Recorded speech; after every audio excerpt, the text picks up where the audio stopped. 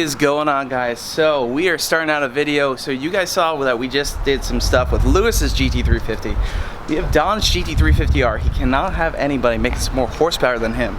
We are going to be modding the Whipple GT350R. So we are going to be doing a fuel pump booster, a VMP 15 IAT kit, and a Palm Beach Dyno tune. We're over here at Pitbull. We're going to throw these parts right in the car, and we got an end gauge, so we're going to get it tuned up, throw it on the dyno, and see what kind of horsepower it makes. Right now it has a 3.75 pulley. We have a 3.6 to throw on it, and we're just gonna get cracking here. So if you haven't seen, this is the car that I ran in the Tennessee mountains, and it has been on the Whipple tune. It made 705 on a Mustang dyno, 740 on a dyno jet. We're gonna be trying to increase the power, get rid of some of the little Whipple quirks with the tune, and get this thing ripping. All right, so you got the car pulled inside. These are the parts we're gonna be installing. We got an end gauge right here, IAT sensor, 2 boosted pumps, and harness. So we're gonna go ahead and tear into it. We also have a 3.75 pulley. We're gonna get it banged out. So since everyone knows Don has that killer subwoofer in the back flying around on the Tennessee mountains. Hey, that's the only thing that keeps me sane, brother, man. We gotta pull the unit out just to get to the FPDMs right under the seat, or what would be the seat. What I'm doing right here is I'm pumping off the Whipple ACT harness right here, or the temp sensor, and we're replacing it with the VMP one, the brass sensor that's over there. So here's the Whipple air charge temperature sensor, and here is the brass one we're putting right in its place. This will give us an IAT reading. This breaks out off the math, turns your regular IAT reading into an IAT2 reading. All right, so how this works is the SET and HP can't see IAT2 because for whatever reason they can't see that sensor. We replace it with a basic IAT temp sensor.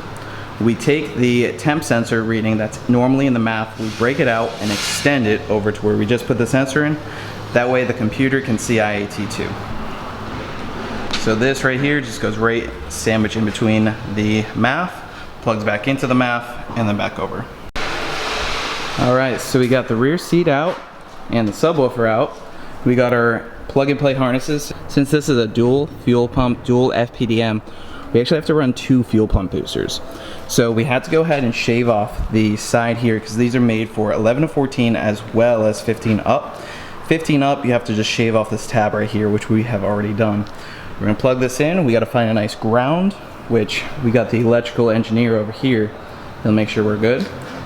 Then after that, we return this thing to stock with the Whipple calibration tool and read out the stock file in the end gauge and get Rob on the tuning game. Okay, Andrew, we are officially plugged and played, okay? Heck yeah, man. But I need to... We need a ground. And yeah, I'll deal with the grounds. We got the master electrician. So we gotta ground these things. So they're plug and play mostly, but you do have to shave off the tab on both the harness side and your factory FPDM.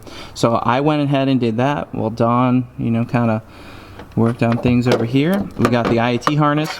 Next step is we're actually gonna put the car on the dyno and run it on the Whipple tune, see what it lays down with the 375 pulley. Then we're gonna plug in our end gauge. Well, we're gonna return it to stock, plug in our end gauge, read out the stock file, send it over to Rob. He's gonna give us the sauce, and then we're gonna throw a 3.6 pulley on this thing and let it rip. All right, baseline tune. We got the Whipple 350R up on the dyno. We're gonna see what it puts down. All I gotta do is hold it. Where do you want me to point it? Whatever looks interesting. You're the director now. And I'm gonna do that. This thing's really loud.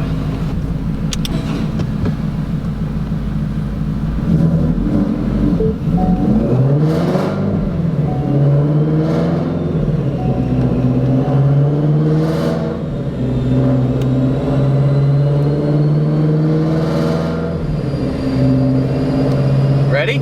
Yep.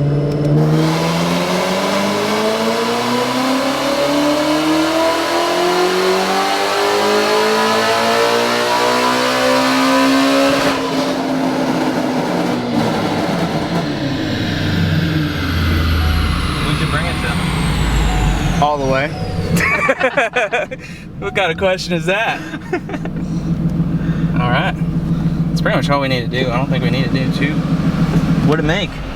Alright, so we just made the first baseline hit on Don's GT350R. We actually saw a little bit disappointing results, but as you guys know, we've used this dyno many times before.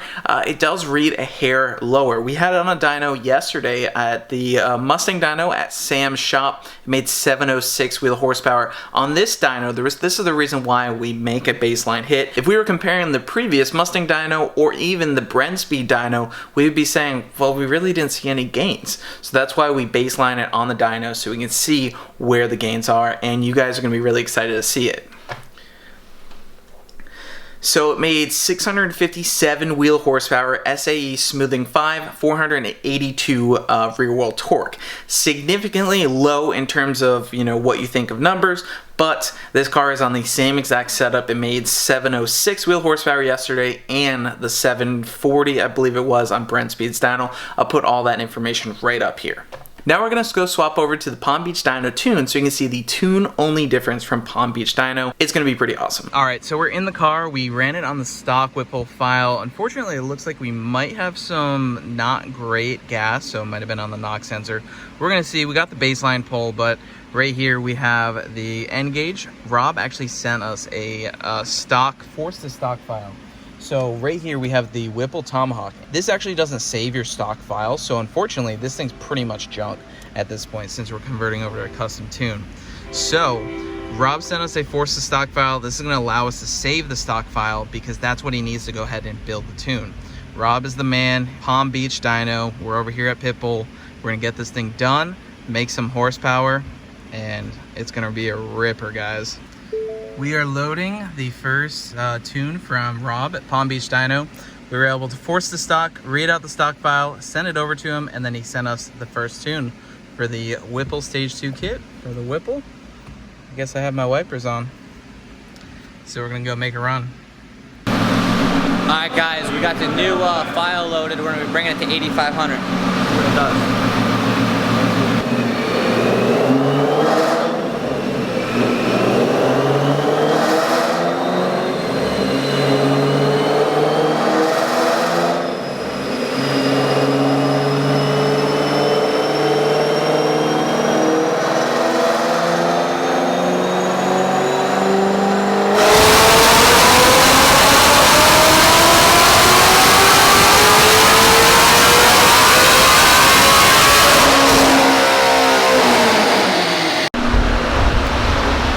Well, if 100 wheel horsepower wasn't enough of a gain, you know, this is our baseline on that Whipple tune. You can see how it's not really smooth, and it really didn't make a lot of power.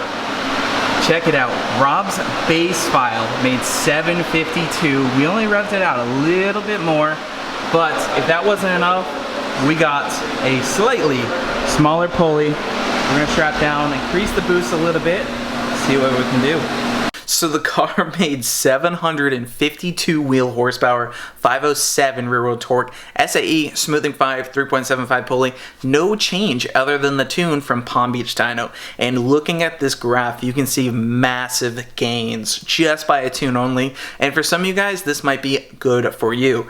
Judging by our previous dynos and this dyno, this would probably make 800 plus on the other dynos that we have dynoed this car on before.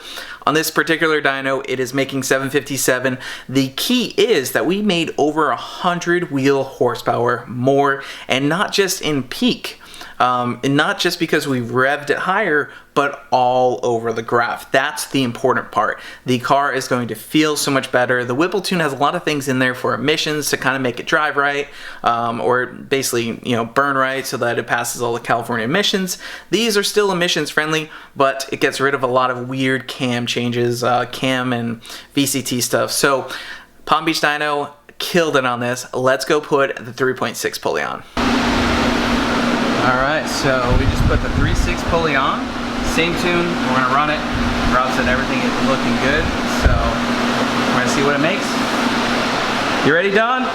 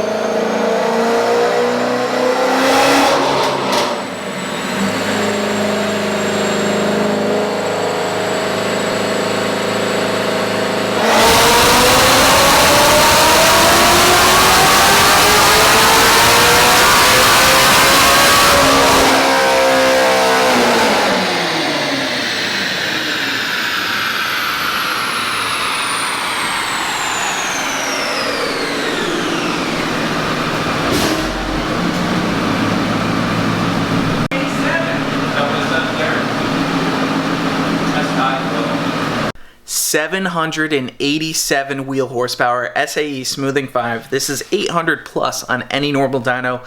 For some reason, this dyno always reads a little bit on the low side.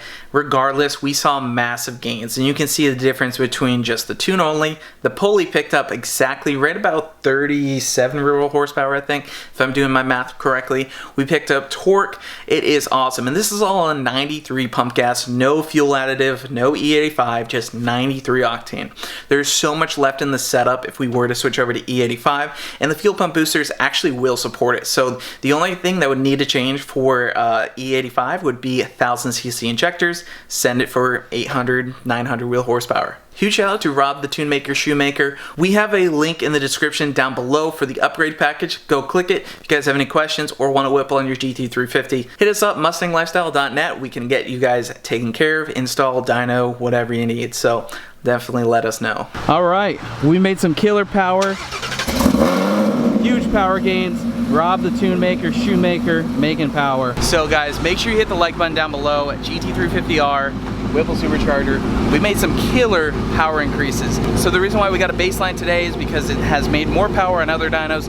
You always got to baseline it on this dyno, and then you can see your increases. We picked up over 140 wheel horsepower, torque increases. It is just killer, and I'm so excited. Make sure you leave a comment down below if you would rather have this car or a 2020 GT500. I'm curious to see what you guys think, and we will see you guys in the next one. If you guys need any mods, mustanglifestyle.net down below.